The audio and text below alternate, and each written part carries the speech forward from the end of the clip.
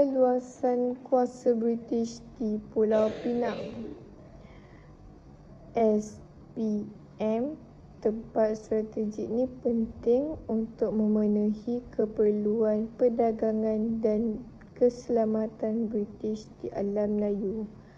Untuk Pulau Pinang, wilayah Kesultanan Kedah dan menjadi tempat persinggahan pedagang-pedagang dari Lingga yang berdagang dengan Kedah. PP jadi pelabuhan dagang bagi daerah serantau, terutama Aceh di Sumatera. Pelabuhan paling awal ialah Batu Uban yang sering dikunjungi pedagang-pedagang Arab. Batu Uban dibuka oleh orang Melayu dari Sumatera pada tahun 1759. Sultan Kedah anugerahkan kawasan itu untuk balas jasa orang Sumatera bantu Kesultanan Kedah menentang Siam.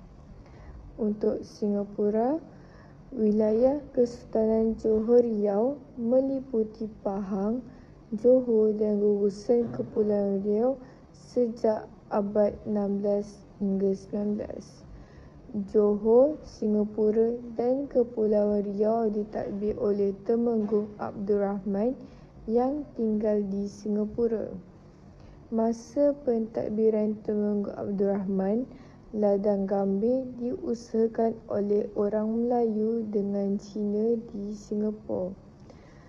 Pemerintah Kesultanan Johor Riau ialah Sultan Abdul Rahman yang bersemayam di Lingga dan ada hubungan baik dengan Belanda. Melaka, KMM, kerajaan yang unggul pada abad ke-15.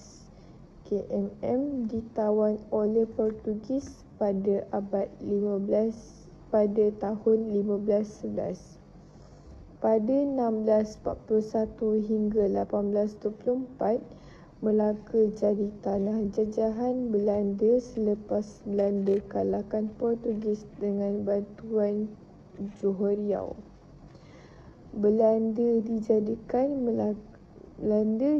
Melaka sebagai pusat pengumpulan hasil biji timah dari negeri-negeri Melayu. Belanda pentingkan Betawi di Pulau Jawa sebagai pusat perdagangan utama.